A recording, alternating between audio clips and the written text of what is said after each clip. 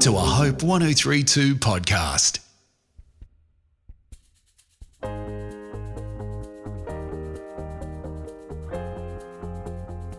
Hello everyone, it's so good to be back with you. Welcome to Season 6 of Raising Teens. I'm your host, Collett Smart. I'm a psychologist, a teacher, and also a parent in the middle of raising my own teen and young adult children. I started this podcast because I know that many teens are struggling, and I wanted to create an online village of support for parents. I'm joined again this season by well-known experts on teen mental health and well-being. I have such hope for this generation of young people, so each episode is jam-packed with support so that you can get on with the job that you do best. That is, connecting with and loving your teen. Michelle Mitchell is an award-winning speaker and best-selling parenting author. She is sought after for her compassionate and grounded advice on parenting.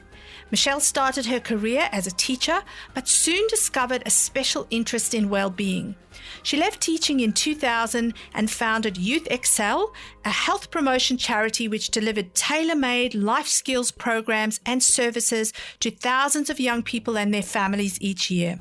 Today, she uses her experience to write and speak in schools, community events, and through media. Hello, Michelle, and welcome back to Raising Teens. I feel so privileged to be here twice. This is awesome.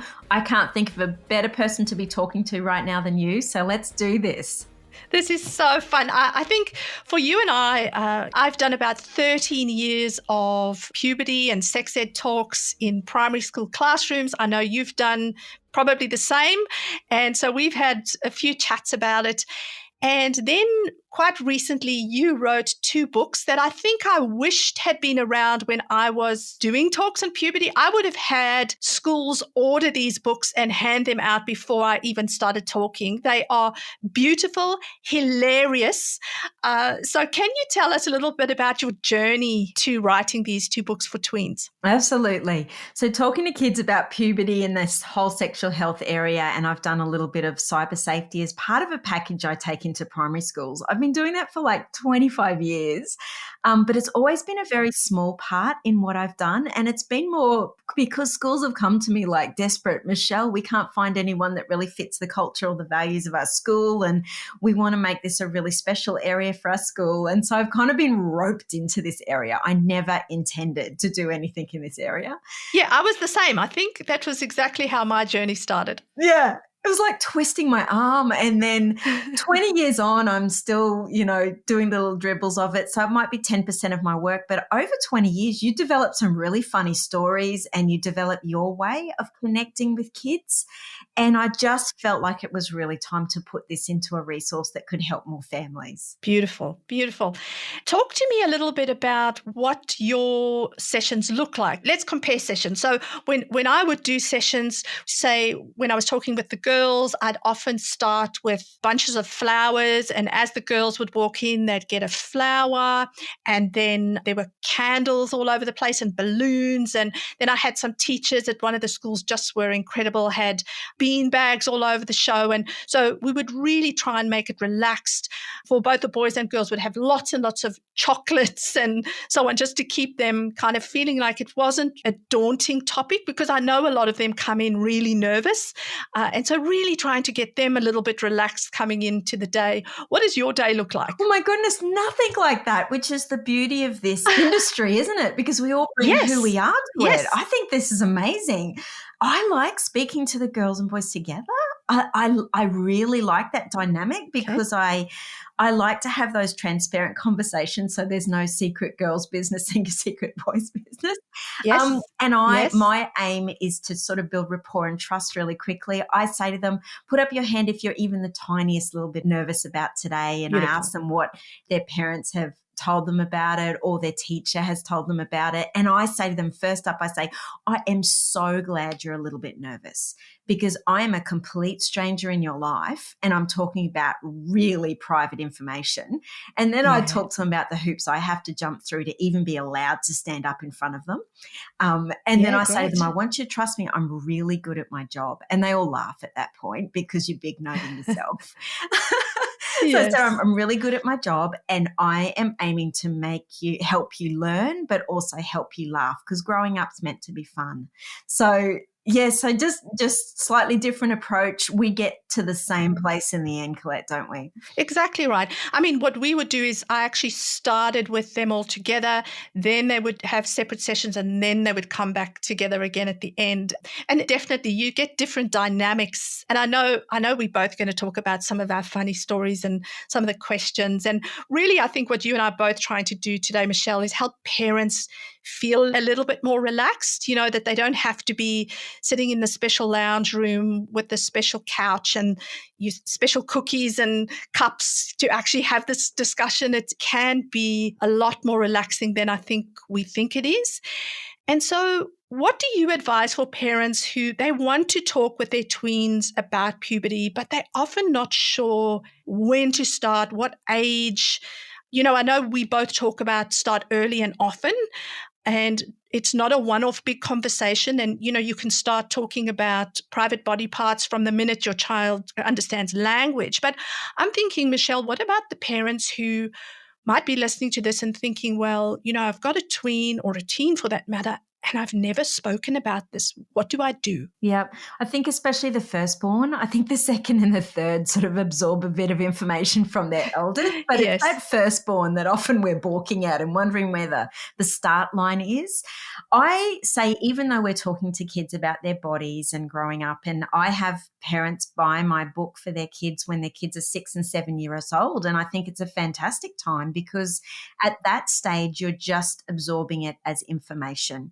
As we get older, kids become more self-conscious and they start to look around at the wider world as well and other people's values. Those conversations become a lot more complex. You may have heard Michelle's recommendation about starting these conversations early, but I don't want this to cause guilt. Your eldest might have got to 14 and you haven't had these conversations because you didn't realize this was something that you should have done earlier. Maybe your parents never had a conversation with you about your changing body, and all you got was a book left strategically on your bed. That was common for our generation, but the opportunity is not gone forever. You can start the conversation this week. Your teen will likely feel awkward about it and won't come and ask you about something if you don't bring it up first. Because they learn about what's taboo in their home by what we don't talk about. I often recommend to parents to start by explaining that you might never have had conversations with your own parents and you want your child to hear about puberty from you. But also clarify that you're not stepping in because you think your teen is failing at puberty, rather that they deserve support, even if you didn't get it yourself. Using humor is also okay and can make the topic feel a lot less intense or less daunting. But that's not the same as degrading locker room type humor. Humor can help our kids feel more comfortable around these topics. So when we're talking about earlier and often, we're talking about getting in and educating them at a stage of their life where they still think you're the superhero. And often that's the time where parents go, oh, I don't want them to grow up too much, or I don't want to talk to them about things that maybe not ready for yet. But it really is the perfect time to get in and really share your values with them because there's no barriers to it at that stage. When mums come to me and they've said, look, that went really poorly, or my daughter's gone and shaved her legs without asking me and I feel like I've missed the boat, it's normally because they're waiting for this magic moment where they feel like their kids are ready to hear this information. When by the time you see that they're ready, it's normally you've missed that opportunity. So there's this beautiful window of opportunity. I call it an information update as well, Collett, because I feel like although our kids absorb a lot of information about their body and we've been talking to them all their lives, there's this moment where they're cognitively ready for more information and they're looking around. And if we don't fill that gap, they will get that gap filled by somebody else. So someone will speak to them. And so I feel like that information update is a time where we really need to step up, Yes, whether exactly. we feel 100% certain or not, and start putting our foot in that area to sort of present ourselves as the go-to for our kids. Yeah, I'm glad you said that because I often say to parents, your children pick up what is taboo in the home by what we don't speak about. So if we don't bring it up, they very often will not bring it up first. So we can't wait for our children to ask us because if we're not talking about it, they think about that as a topic parents either don't know about or they think, yeah, mum or dad are too embarrassed and so I can't bring it up first. And so it is our job to bring it up first. And yeah, I love your idea of the information update because you're right. It's not something brand new for some of them. They will have heard whispers or we might have spoken about things before. And also after, even the big puberty talk, there are still times when they won't have absorbed all of the information and we're going to have to remind them about, what we said. And I'm even thinking of, girls starting their periods.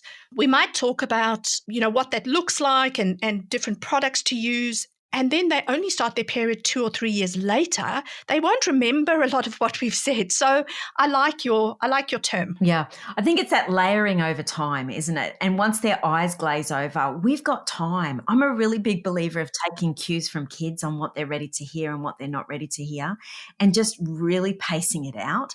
I think particularly for our girls, we feel like we've got this body clock or this time clock that we have to get everything in before they start their periods. And we just have to get enough in. And the more they grow and the more we build their trust, the easier those conversations get. So if we can just lower the bar to start with and say, if it's a 2-minute conversation, it goes okay, tick, parents, tick. Like it doesn't have to be an hour deep bonding session. Exactly right. And it's often in those quick periods where, you and I both talk about sometimes in the car on the way somewhere and something's popped up on the radio or there's this quick discussion. It doesn't mean you failed because you haven't got to the end of your conversation in that car ride. That is just one of the opportunities that you've taken. And also, I've got 3 children. I know you've got 2 children. And for all of my 3 children, our discussions were quite different and their responses were quite different. I had one child who kind of faced the wall because it was just too overwhelming for them when I was trying to have the initial discussion. And then I have another child who would stand outside in the driveway and talk for all the neighbors to hear while we were washing the car. That kind of. That's exactly right. Yeah. So it's very different personalities.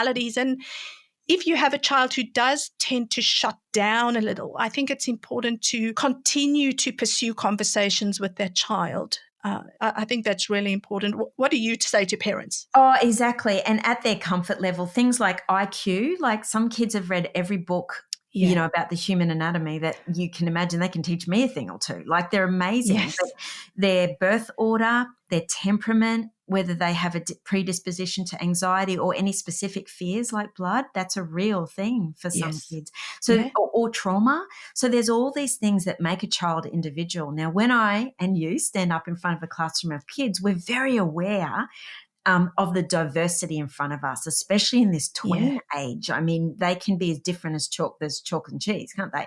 But our job is to channel them in the same direction, and they do so beautifully opt out when they want to. Have you seen it, Collett? Like they just start looking at the ceiling or out the window, or they hold their best friend's hand next to them. It's just the most beautiful thing to watch. Yes. But or they get silly. Yeah, they do. I've seen some of the boys, and I often have had to say to teachers, if they giggle, this is actually something I say right at the beginning. I'm sure you do as well. I often say to them, sometimes when I say a certain word or say something, some of you are going to laugh. And I'm actually okay with you doing that.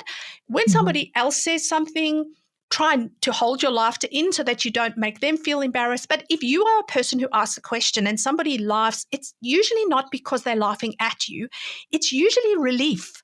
I actually say those words to young people so that they feel like it kind of takes the shame or the power out of the laughter and sees it for what it is. It's that relief that, oh, somebody's actually saying the words that I wished somebody would ask, or this woman standing in front of me is saying things I've never heard an adult say out loud. And it's that, oh my goodness, someone's finally talking about it. So yeah, those silly behaviors are a normal reaction for some children, and not getting angry. Sorry, continue. No, it's an overflow, isn't it? I have at times stopped my presentation because I've had a boy on the right-hand side who is weeping with laughter, but he can't contain himself anymore. Have you seen kids that just completely overflow? Yes. And I just have to stop and share the moment with him, because at that moment he is absolutely losing it. And there's no point in fighting it. We have to let emotions move somewhere. And so sometimes the silliness that they display is exactly what you're saying. And I have also had to talk to kids too about that respectful line. And I've sometimes said to them, look, what I don't want is someone to perceive this as you being disrespectful or, disrespectful about their body parts, or, if they've repeated that word in a silly way or brought an angle to it that could be misinterpreted. I think very few of our 8 to 12-year-olds are meaning to be disrespectful, but they're learning those boundaries as well. Yeah. And then also, I've had some young people faint in my sessions. Have you had that? Oh, look, it's awful.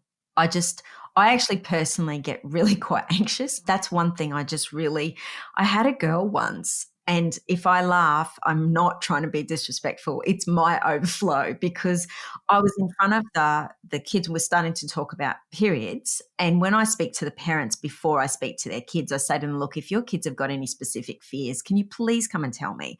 And I'm always scanning the room for it, because I find if I can catch it early and get them laughing, I can sort of just ease our way into it, and I'll change the slide off the screen if I see a kid going white. I've gotten quite good at picking it up, but once I had a girl right up the front, and she was front and center of the classroom, and she fainted.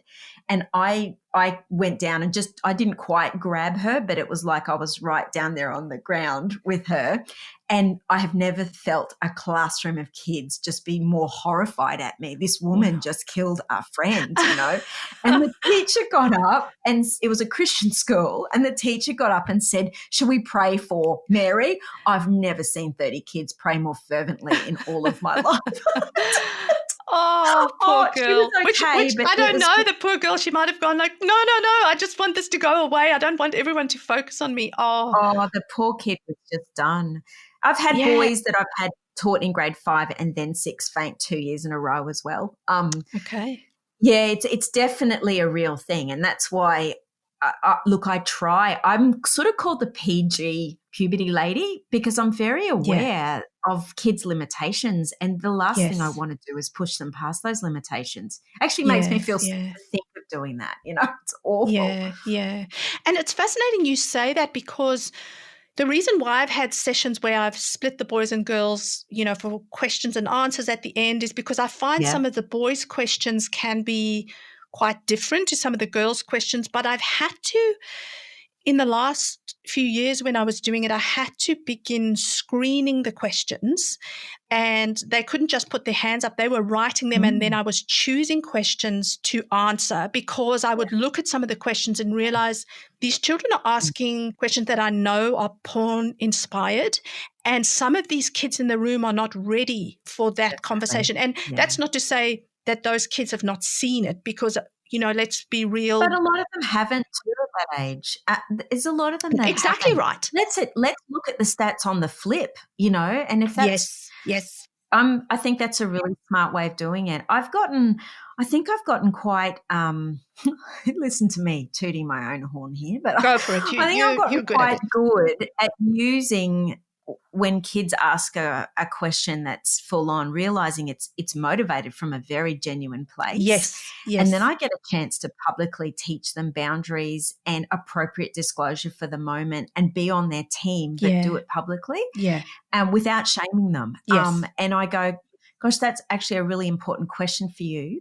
But the best place for you to ask a question that's that personal is in this context. Yeah, So great. I try and set up questions. So I talk to them, first of all, about the type of questions we're going to ask, Great. and then personal questions, and then any questions that they feel like might be on the borderline where they feel like it could be interpreted as rude or Yeah. blah, blah, blah. I say to them, I still want you to ask those questions, but I want you to come to me afterwards and ask. Fabulous. Example of a question that kids often ask me privately afterwards is my wee stinging puberty? Like, we're talking about kids with really legitimate health questions. Yeah. That's a legitimate health Yeah. question, and they're misinterpreting that as puberty. Yeah. So that's an example of one of those personal questions that you still want them to ask. Yeah. But I think setting up questions well is so important. And maybe within homes, it's really, maybe important that we mention that, there's some things that are appropriate for little ones and some things that aren't. Yeah, and I'm glad you brought up the flip side of some children have seen pornography and others haven't. I've had Melinda and Daniel both on the podcast, and they're incredible. And many parents assume that their children haven't seen when they have often been exposed. But you're absolutely right. There are some children with awareness of it, but very little exposure. And so some of the questions being asked, they are absolutely not ready for at all. And so that's where I've had some of those written questions come in, and I've actually said to them, I'm sending these out to parents. And I actually send those as an email to the parents saying, look, these weren't answered, but just letting you know, children in the grade are asking these questions. They may be being spoken about on the playground. Please address these at home with your children, because I think it's then important to come from parents. And yep, talking about one typical one is just anal and oral sex. Like, it's something that exactly, it's something you can easily get asked publicly from kids. Yes. And they really are completely naive. Like, they are asking it, and we can assume they're being rude, but they're actually asking it out of a place of, I've heard that from my big brother or sister, but I don't know what that is, or I've heard it on the telly or whatever it be. I sometimes hear parents worry out loud that giving their child information about pregnancy, sex, or pornography means they will go out and try them. The research shows the opposite is actually true. Accurate, well thought through information allows our children to learn from the experiences of others and can help them to make wiser choices. If you shut down or brush off their questions with simple answers, they will just go and try to find the information elsewhere, usually from their friends, the internet, or try to experience it themselves. They're not going to suddenly stop thinking about a topic because you told them to stop thinking about it. If you want to hear about how to approach the topic of pornography more specifically, you can listen to my conversation with Daniel Principe in Season 5, Episode 5. When those big topics come up on the playground, or our kids are bringing up the bigger, scarier topics for us parents to answer at home, all of a sudden we have to take a breath and think as parents, because, all of a sudden we can't answer that in 2 seconds. All of a sudden we've got to put some thought into how we're answering this. And if you haven't had those discussions earlier that lay the foundation for those big discussions, that's where I feel like kids get like this information overload, because you're talking about anal sex before you've even talked about, egg and sperm meeting, they've got no foundation to lay anything on. Yeah. And so you've actually just then honed in on some of the issues with those questions that you and I might get, where some children don't even know what happens with egg and sperm, and other children are asking the anal sex question, and there are two different ends of, needing information. So, yeah, that's a really good point. And they're not even at necessarily two different ends of the education process. Kids who are asking about oral sex can have no idea about the basis of puberty. Like, it's just, it's very exactly much to do what they're exposed to, not necessarily how well educated they are. So we sort of see it as like, if they're talking about that, they must know X, Y, and Z. Whereas I talk to a lot of kids that don't know X, Y, and Z. They have so many gaps and misunderstandings. And that's why this really strong base of the basic information is so important. Otherwise, how do they know whether something's right or wrong, or whether something's accurate or not on the playground? They've got no idea. Yeah. Let's go into some of the basics of what do you cover in your puberty sessions? Just for a parent who's going, yep, I've realized I haven't done this. What do you say to parents how they could start? And then what are some of the basics you would say you cover in your sessions? Okay. One of the things that I used to open is just talking about my son when he was 10 years old. And I asked him whether he knew what puberty was. And I say to the kids, he was going through the super cool stage. So he goes, Mum, of course I know what puberty is, so, and that's exactly what our kids will tell us. Of course I know, especially at 10, they know everything. They start to think that they are the encyclopedia of everything. But then I said to him, as a mum, I knew he didn't have all the answers. So I do what you do to your friends. And I say, so Matt, what is puberty? And he goes, and I drag that out for ages, so they laugh. But I think what I'm trying to get through to them is at 10 years old, you can't know everything. And that even if they think they know a lot, there's a lot of gaps in that information. So I start from the very beginning. Puberty is when a child's body changes into an adult's body, but it doesn't happen overnight. They're not going to go to sleep one night and wake up like a Transformer toy, boom, bam, I'm a man, It's not going to happen like that. It's like a snail running 100-meter race. It's going to take them 4 or 5 years. Yeah. And that little snail's going to just putter along and go very slowly. I talk to them about a lot of changes happening in the background, and they're not even going to be aware of those changes. But there's going to be a few very obvious visible changes that I want to have a conversation about and make sure they're aware of. I talk about what ages kids start puberty and the diversity and the range in that, because I feel like they're often looking around at their peers feeling very different at that age. So that's a really big one. And especially for girls, that's a good point, because for some girls who start their periods at 10 can feel so different because none of their peers have. But then the other girls, later on, only really getting regular periods 15, 16 and feeling like there's something wrong with them then. So you're right, talking to our kids about the age range and your normal throughout that whole age range. And also being gracious with themselves and other people, because oftentimes, the conversations on the playground very much point out the differences in development, physical development. And this plays into body image as well. So one of the strategies I sort of talk to parents about is creating a list of all these kind of mini conversations you want to have with your child, and potentially getting your child to choose which topic they want to talk about that week or that day, or giving them some ownership and choice around how this conversation plays out. And that will be very much driven by their social experiences and what they need at the time. So I think that's important, that we have all this basic kind of biological information, but we also have the emotional and social add-on that's so important for our kids.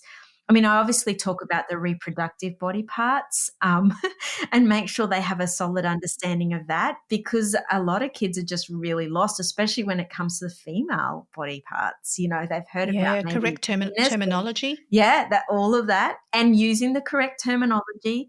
A lot of kids will refer to testicles as balls, and they understand that terminology, but they don't correlate anything else. That their teachers and parents can't control puberty. That's one thing I hone in on as well, that the teachers don't have a staff meeting and they get it on their grade 6 report card, like puberty will start for you at this time and place. That I wish I could give them a puberty watch that gave them some kind of indication that their body was going to, start on this time in that day, but I can't. And so many girls get their periods, they go home, scream at their mum and say, make it stop, like it's her fault. And just realizing that their body has its own body clock, and they have to trust and listen to that, that body clock.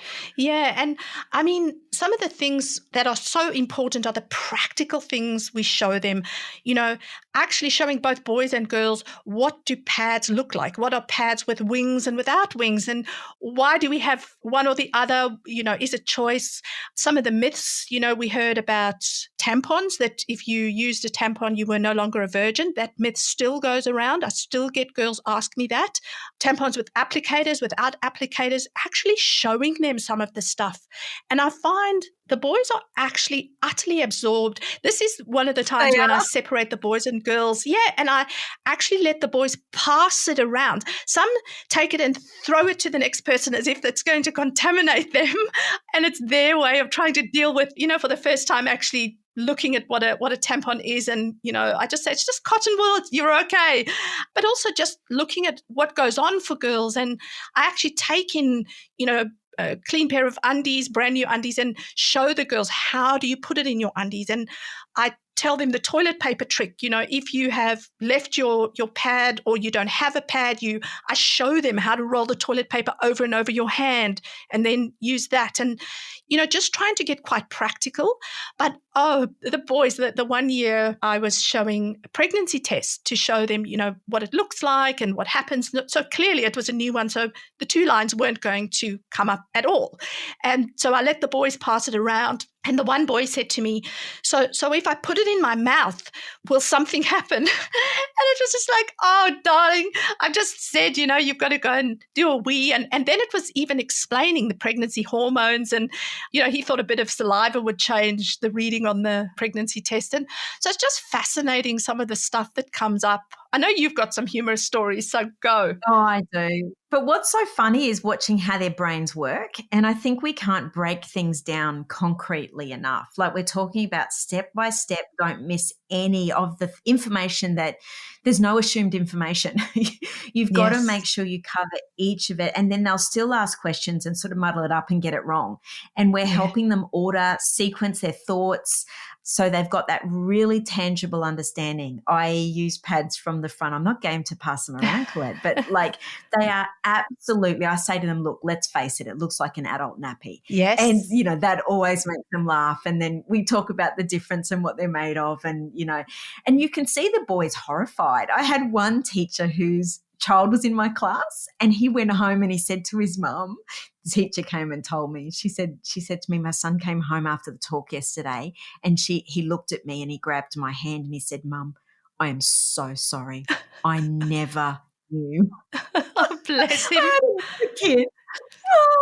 They're so compassionate, our boys at that age. So they are. Another boy got in the car and his big sister was in the front of the car. So you can imagine this 16-year-old moody after a day at school and the 10-year-old jumps in the back. Alicia, I think I know why you get headaches every month, and so he's just had that. And his mum's like, righto, Adam, that's enough. Oh, dear, he's got all this knowledge. Yeah. But they really are sweet. And I think that the reason why I decided at one point to actually pass some of the products around is I just knew, I'd been open with my own boys, but they also had a sister, so they were very aware. And some boys, they haven't ever seen what one looks like. And so they haven't. No, and so it takes the mystery out of it. And you just speak about it really matter-of-factly, and they kind of get an idea of what products are used for and so on. So, and they really respond well. They are so curious, but they've always been respectful. I haven't, other than the giggles we've already spoken about and a bit of the nervousness, I haven't ever found boys being disrespectful or inappropriate. When you expect them to meet the task, and say, I think you're old enough to be discussing this or listening to this topic. And so I'm going to treat you like that today. They rise to the opportunity. Absolutely. I talk to them about being a good friend to girls during this period of their life too, because, when they're listening, they're going, that's a lot. So I talk to them about how to be a friend and how to understand when someone needs a little bit more privacy, and if girls ever get a bit of blood on the back of their skirt or pants, and how they could respond, like in a really concrete step-by-step way, judging how close that relationship is. And if it's someone like their sister, they might go straight to them or they might go through an adult, and giving them really concrete steps. I find boys really appreciate that because it takes the mystery out of girls a little bit. Like girls are just this big mystery that they don't understand, because they've got to understand that they don't have the same reproductive body parts. And that actually just sometimes boys have said to me, so where are my parts? Thinking that they've got a similar version in their elbow or behind their ear or something. Sometimes when there are both boys and girls in the same family, conversations around changes in the opposite sex might happen quite naturally, but in some homes they may not. It might be good to have a look at the atmosphere in your home and see if there are things you can do to foster kindness and respect, particularly around puberty. We don't want over-the-top outbursts. We want to foster respect, empathy, and compassion and help them understand that these changes are normal and everyone is going through them. It's not something to be disgusted by. I remember reading a viral story from a mum in the UK who posted on Facebook.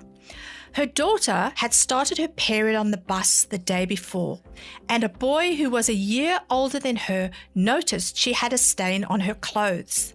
He didn't tease or ridicule her. He simply took off his jumper and gave it to her to put around her waist. She initially refused, but he insisted and he said, "I've sisters, it's all good." He just made it feel normal.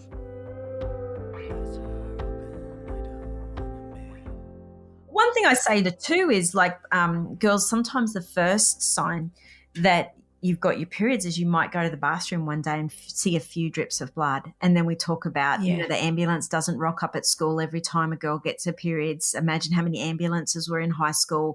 It can be a little bit like, oh my goodness, but then I want you to kick into gear and go, okay, what do I do next? This is a grown-up moment, and then we give them the steps of that.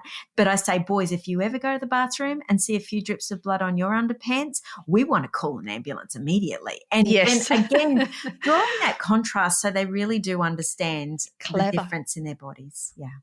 I often say to girls after I do this talk, I say, if your mum or your dad or your parent, guardian doesn't have a little pack for you in your school bag yet with some pads, I say to them, if you don't have a pack in your bag, I want you to blame me. If you feel that's the best way to do it, go, I came from this talk with this lady and she said, you need to have one of these zip-up pencil cases in my bag that's got extra pads in case I ever need it or in case any of my friends need it. So that's kind of their homework they leave my sessions with.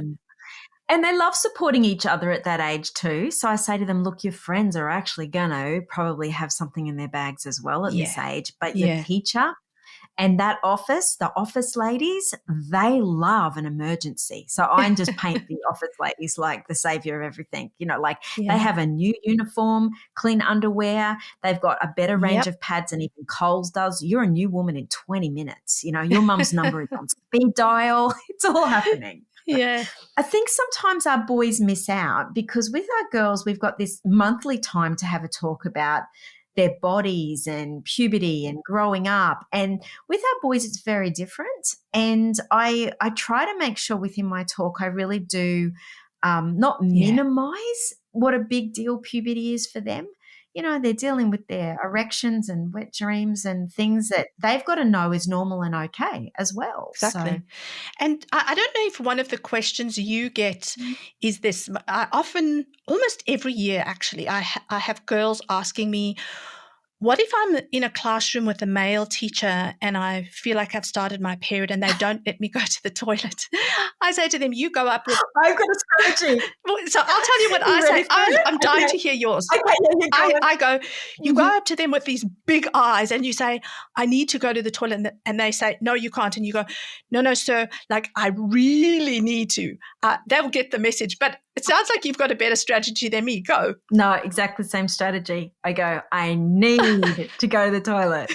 And no one's going to argue with you. And then I say, boys, you're not going to get away with the same thing. I'm just so sorry. So it's exactly the same. Yeah. And I said to them, look, teachers, your male teachers know this. They know that you're at the age that this is going to happen.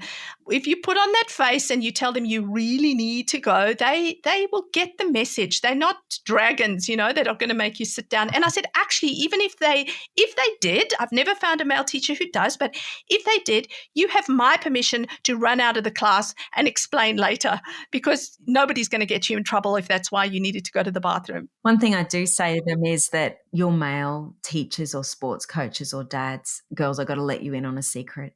They know about periods. And you can see half of the kids in front of me are having these private mum daughter conversations, and they literally think males have got no idea because they've never had an open conversation with their dad or anyone about it. So just letting them in on that knowledge that they actually do know. And then I often point to, one of the male teachers in the room, and I'll say to him, hey, have you got a partner, a wife? And they'll nod, and I say, and you're up with it all, and you kind of got an idea, and they nod, and I go, and you'd be really wanting these girls to feel comfortable enough to come to you if they wanted to. Wow. And they nod, so it's just a nice way of maybe softening that for them. Yeah. So I think, Michelle, I suppose both you and my message is that this doesn't have to be a big, daunting, as you said, 1 hour intense conversation. It's lots of little conversations, and it doesn't have to be serious. There can be lots of fun and joking and just helping our kids relax.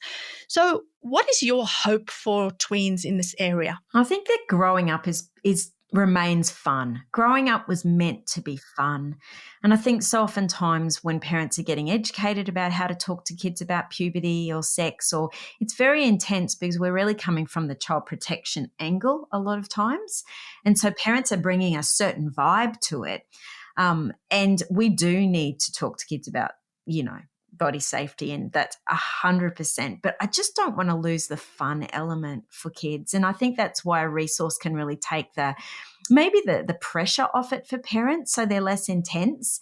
And how kids interact with a book can be so different. Like for some kids, they're ready to show, the next door neighbours and the whole world, and like you said, talk about it in the driveway. And other kids will silently take that book to the room and want to read it themselves first before they talk to any of their adults about it. And just respecting kids' process so it can remain as fun as possible and as lighthearted as possible. If our aim is to raise respectful young people, then topics around bodies and puberty and sex need to come from us. And as you heard from the way Michelle and I chatted about this today, it doesn't have to be serious. You can use humour. If you want to find out about Michelle's work, you can find her at michellemitchell.org. I also want to mention that the main reason I wrote my book, They'll Be Okay, was because parents were asking me how to have these conversations with their children and when they would know was the right age or time. So if you want to explore these conversations in a little more depth, there is a link in the show notes. You can also find me or leave a question for a future episode via email or my Facebook page or via raisingteens.au. Or you can go to the Hope 1032 podcast page. Please subscribe and review wherever you listen to your podcasts. I'd love to see you next episode. And in the meantime, keep parenting with your teen's future adult in mind.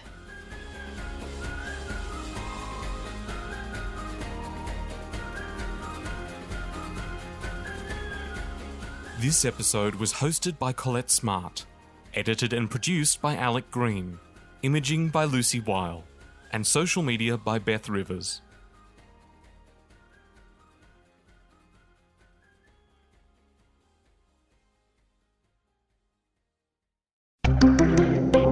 Hope 1032. Thanks for listening.